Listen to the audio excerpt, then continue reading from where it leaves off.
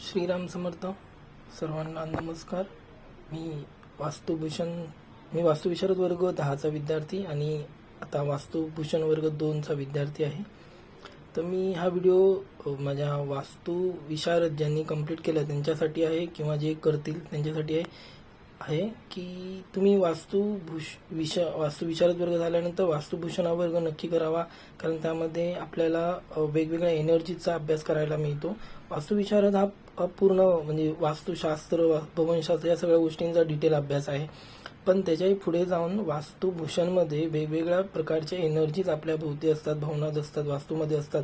त्याचा अभ्यास आपल्याला करणं फार जरुरी असतं. जर ते नाही केलं आणि आपण दिशांप्रमाणे शास्त्र करत बसलो तर ते पूर्णत्वास आपले रिझल्ट जाणार नाहीत. आपल्याला जे रिझल्ट पाहिजे ते मिळणार नाहीत.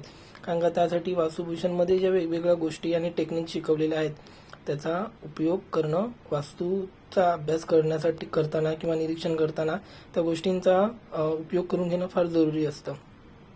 तर आम्ही आमच्या वास्तुभूषण या वर्गामध्ये लिकर अँटिनाच्या सहाय्याने एनर्जीज कशा फाइंड आउट करायचा, त्याचे वेगवेगळे पॅरामीटर्स आहेत, फ्रिक्वेन्सीज आहेत, त्या फ्रिक्वेन्सी सेट करून एनर्जी कशा पॉझिटिव्ह एनर्जी आहेत, निगेटिव्ह एनर्जी आहेत, ह्या सगळ्या गोष्टींचा आम्ही अभ्यास शिकलेलो आहोत. आणि आम्ही इनफॅक्ट मी तर त्या डेली लाईफमध्ये, जीवनामध्ये त्या फाइंड आउट करून त्याच्यावरती स्टडी करून त्याला न्यूट्रलाइज कसं करणं हे करत असतो. इनफॅक्ट आम्हाला गुरुजींनी ते सगळं शिकवलेलं आहे.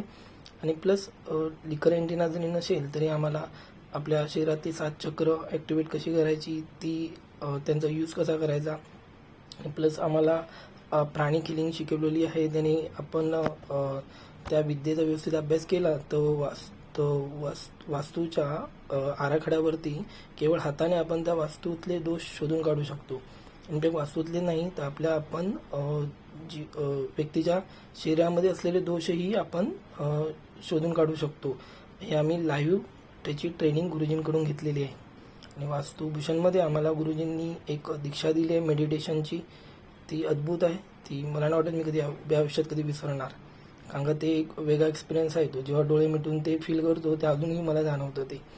आणि आम्ही पुढे या वास्तुभूषण वर्गामध्ये आपल्याला चायनीज रेमेडीज आहेत ज्या आधुनिक वर्टेक्स रेमेडीज सारख्या प्रदेशामध्ये यूज केल्या जातात, त्याही आपल्याला करणं किती उपयोगी होऊ शकतं हे वास्तुभूषण वर्गामध्ये आपल्याला कळतं.